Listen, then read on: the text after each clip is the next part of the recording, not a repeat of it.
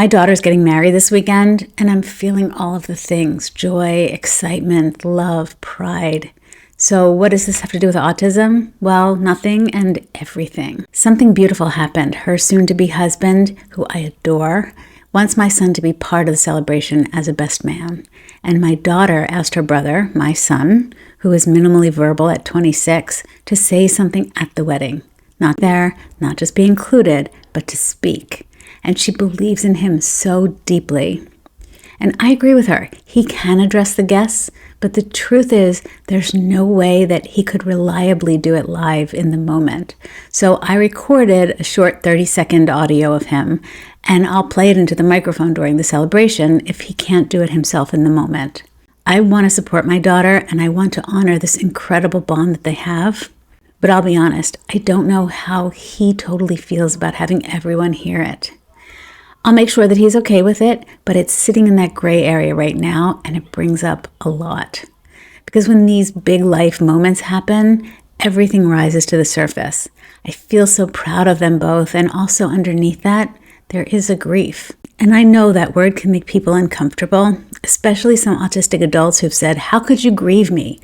And I do understand that reaction. Many weren't supported or accepted growing up. They hear grief and it feels like rejection, like someone wishes they were different. But that's not what this is. The grief I feel isn't about my son being less than. It's not about wishing he were different. It's about the uncertainty, the things I can't yet know. It's the grief of not knowing if he'll have a moment like this for himself. It's the ache of wanting so badly for him to be seen and celebrated fully and easily, and knowing how hard that can be. And it's grief about the parts of parenting that happen in quiet, where no one else sees the weight you're carrying or the tenderness behind the choices you're making. This week, in my meeting with my clients, I told a story. I repeated a story that I had heard. This is not my story, but I repeated this story. The brief version goes as follows. A man is walking down the street when he falls into a deep hole, and the walls are too steep for him to climb out. A doctor walks by and hears the man's cries and throws down a prescription into the hole and walks away. And then a religious man walks by, writes a prayer, tosses it in the hole, and also walks on. But then a friend walks by and the man calls out. The friend jumps in and the man says, "Are you crazy? Now we're both stuck."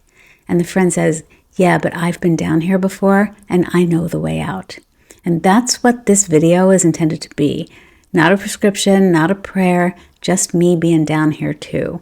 I shared it this weekend with my clients because I wanted them to know that while we do focus a lot of energy on finding the positive in situations, sometimes we're down in that hole and we need some help getting unstuck. So I want you to know I know what this moment feels like. I know what it's like to celebrate one child while holding ache in general for another situation. And I also know how to find steady ground again. So that's what I teach parents to do, to feel it all without shame. I never want to push toxic positivity. I'm not here to say focus on the good and skip over the pain. What I'm here to say is you don't have to stay stuck in it. You can let the joy be here and let the grief be here as well. You don't have to rush to fix it, and you don't have to pretend it's all okay. Because strength isn't pretending. Strength is holding both. Letting it be messy, letting it be real, and still moving forward with love. So that's where I am right now, preparing for a moment filled with love and hope and holding space for some really big feelings that I don't have neat resolutions for at the moment. I wanted to share it in case you've ever been in that both and place too, celebrating one child while carrying shapeless grief, feeling proud and also raw. And if that's you, you're not alone. And if this resonated, I'd love to hear in the comments because we don't talk about this enough, but I think we should. So while in the course of parent coaching, of course we focus on strategies. Of course we work on helping our children progress, from getting from where we are, if there's a circumstance that's challenging, to where we want to be, where we can create less conflict and more peace. But we also deal with all of the feelings that are underlying all those parenting moments, because those feelings impact the way we parent. And those feelings impact the way you feel on a daily basis. And you deserve to process those feelings and get some help getting unstuck, getting out of that hole. So if parent coaching sounds interesting to you, I'd love to chat with you. Follow the link below and set up a call so we can see if we're a good fit to work together.